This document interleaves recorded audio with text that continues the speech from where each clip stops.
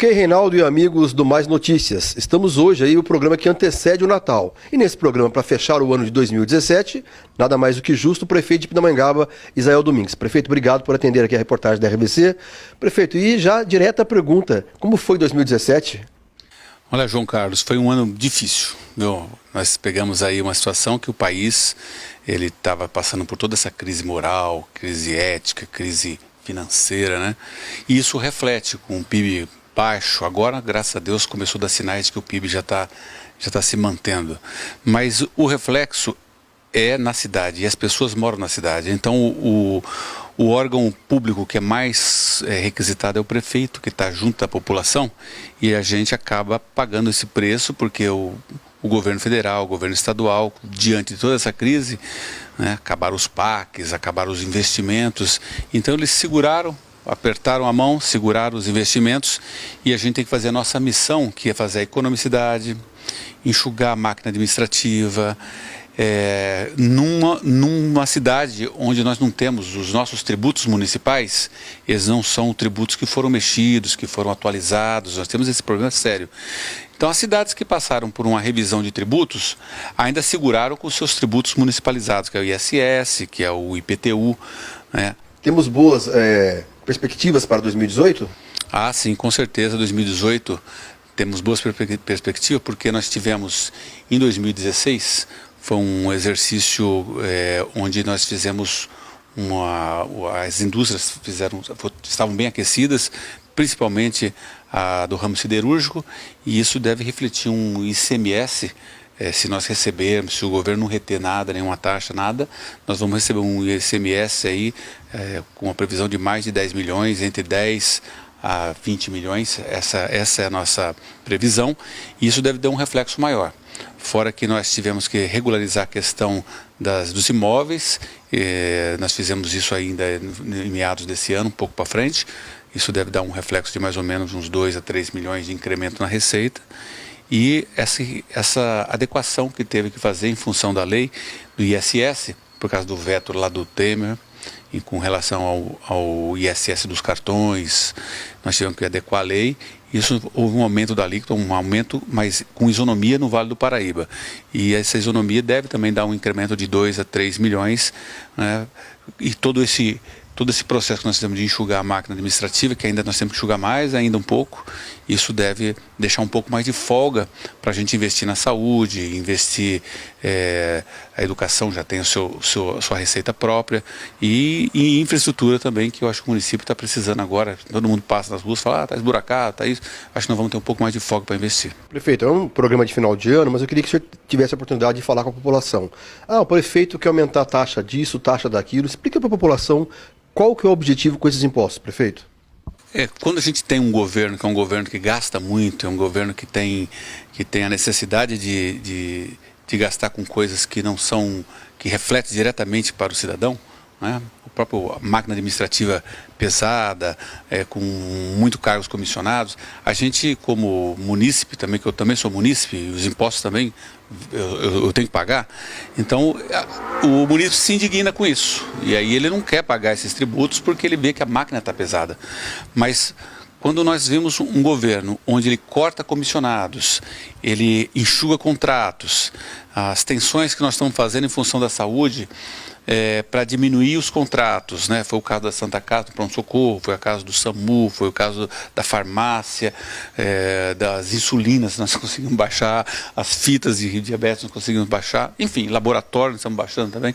Quando a gente vê todo esse esforço do prefeito se expondo até a ser criticado para diminuir os custos e enxugar, e mesmo assim a gente sabendo que pode ser que atravesse o ano de 2018 e não dê, então a gente tem que fazer a missão nossa. A planta genérica de valores nós tínhamos que encaminhar por força de lei, foi encaminhado para a Câmara, nós vamos discutir isso aí com a municipalidade. Nós temos uma planta genérica de valores desatualizada de 24 anos. Então tem gente que paga alguns loteamentos na época que não tinha nem pavimentação. E hoje já tem pavimentação, água, tudo. Isso tem que ser revisto. Com relação à taxa de lixo especificamente, já existe uma lei desde 1969. Essa lei foi atualizada em 1984. E nós vamos trabalhar, João Carlos, com a isonomia nos municípios, ou seja, a maioria dos municípios já fazem esse tipo de operação, que é tributar a taxa, né, a taxa do lixo. Então, a ideia não é ferir ninguém, é saber que nós temos um prefeito que é econômico, e que quando a pessoa faz a tributação, ele está sendo cooperador do município. E certamente nós vamos devolver isso aí em melhorias. Você viu, né? Quando nós fizemos a readequação dos imóveis, ele aumentou um pouco mais a nossa receita com relação ao IPTU. O resultado foi, aumentamos a frota da polícia. Foram 18 veículos ao todo, entre motos e carros, e nós dobramos a atividade delegada. Então, é lógico que entrou mais, a gente devolve, a gente não quer que sobra no caixa. A gente quer que empate, mas devolvendo para a população em melhorias. Prefeito, dá um exemplo bem prático que eu acho que a população vai entender. O prefeito é médico, né? E a gente fala o seguinte, que sempre tem que estar o remédio amargo para curar o paciente. 2017 foi o ano do remédio amargo, mas a ideia é que a população tenha uma saúde, uma cidade melhor daqui para frente, é isso? Não, eu tenho que concordar com você, porque de fato foi isso mesmo, mas tudo tem um motivo. É o motivo que o país está atravessando, onde o governo federal e estadual, ele encolheu a mão e não está investindo nas cidades, né? Eu acho que a população entende que na era do Lula, né, e de Dilma, uma parte do Dilma, nós tínhamos os PACs, né, os planos de aceleração e crescimento. E isso vinha muito investimento do recurso federal. Hoje não tem mais isso. Quer fazer um parênteses, né? Tem creche que foi iniciada na gestão anterior, que era para ser entregue no começo desse ano, parou. Né? Não foi isso? Parou, falta de recurso federal, que as coisas estão indo bem devagar, muito devagar. E mudou muita coisa, João. Agora é o seguinte, depois que entregou a obra, o governo federal ele quer o seguinte, se vira em um ano você tem que fazer funcionar. Senão ele vai começar a cobrar o investimento que ele fez. Então, antigamente não era bem assim. Então, hoje nós temos como o dinheiro encurtou, então o governo federal ele também quer realizar as coisas que ele investiu, então ele está sendo cobrando mais do município e nessa ponta aí, quem paga é o prefeito. Então não tem como não fazer uma pergunta direta. E as UPAs, então? Qual que é o projeto para as UPAs? Toda essa ginástica que nós fizemos de trazer economicidade na saúde é para que a gente sobrasse, tivesse uma receita para investir em UPAs. Então a programação nossa é que, se Deus quiser, até março, a gente deve entregar a UPA de Moreira César. Né? Então já estamos fazendo toda a parte de compra de mobiliário, adequação de profissionais. Então essa UPA nós devemos entregar porque está muito mais fácil de entregar, inclusive porque já existe um equipamento público lá que a gente vai ter que desfazer, que é o PA de Moreira César, dando mais comodidade para a população. E em segundo plano, né, por uma necessidade, até por um levantamento que nós fizemos de planejamento, aquilo que mais impacta a região central é o bairro do Araretama. Nós já fizemos isso e demonstramos inúmeros gráficos que mostram que quando a gente leva para o bairro esse equipamento público, uma UPA, por exemplo, nós vamos diminuir o impacto no pronto-socorro e na farmácia, no laboratório, todos os equipamentos públicos, o Araretama impacta bastante. Então, é quase uma cidade, né? Eles precisam dos equipamentos próximos a ele. Então, o segundo, que deve ser final de 2018 ou até meados de 2019, começo de meados de 2019, essa programação, a gente deve entregar a UPA do Araretama. E qual que é a ideia para a Cidade Nova? E a Cidade Nova, nós estamos discutindo a possibilidade da Cidade Nova. Aí nós vamos ver o reflexo que isso deu no pronto-socorro, no atendimento.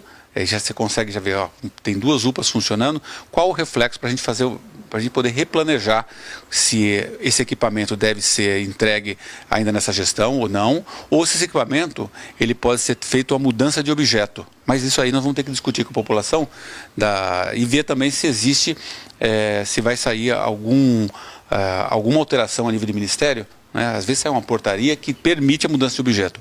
Hoje não há possibilidade de mudança de objeto daquele equipamento ali, até prova contrária, será uma UPA. Prefeito, a gente não pode tirar o mérito do ex-prefeito, que brigou pelas UPAs, brigou pelas escolas, mas pelo que a gente percebe, funcionar é uma segunda etapa tão complicada como construir, não é isso?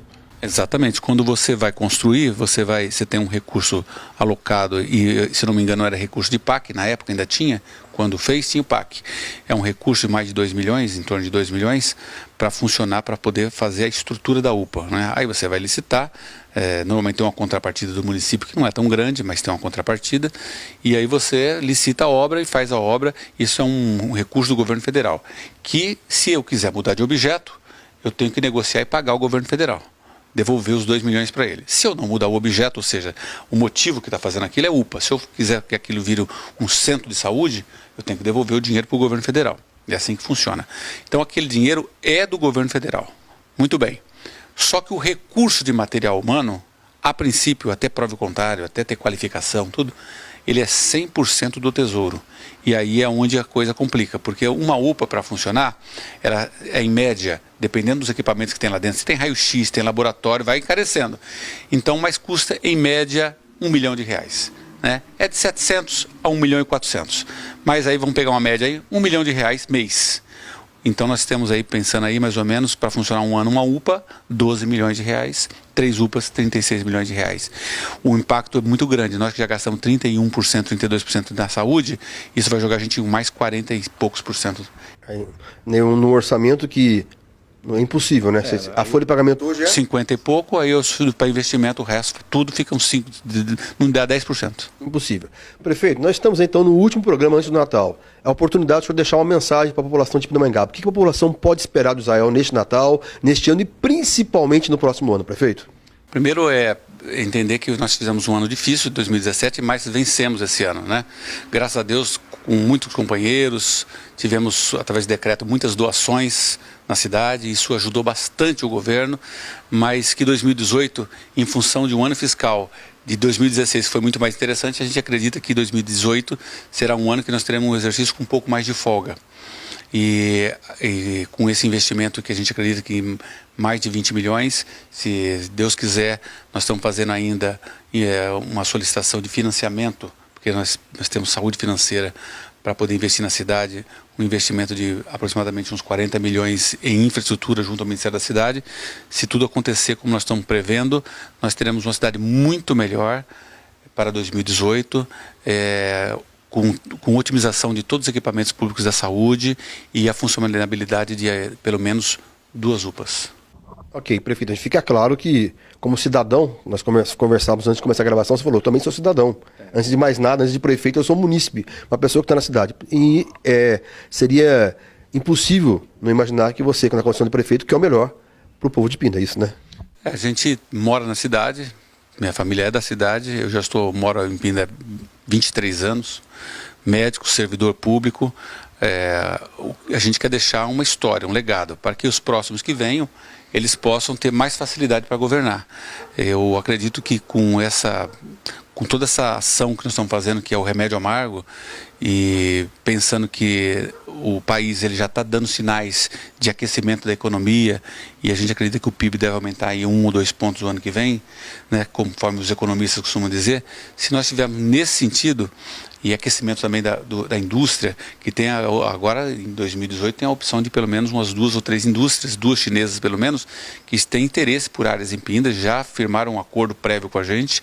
Eu acredito que a gente começa a aquecer a economia e Pinda começa a se tornar uma cidade melhor a partir de 2018, é a nossa esperança. Ok. Prefeito, obrigado pela atenção, um grande abraço e felicidades para nós todos, pindenses, em 2018. Felicidades a todos. Ok, muito obrigado. Falamos então com o prefeito Israel Reinaldo, nesse programa que antecede o Natal, em especial para o Mais Notícias.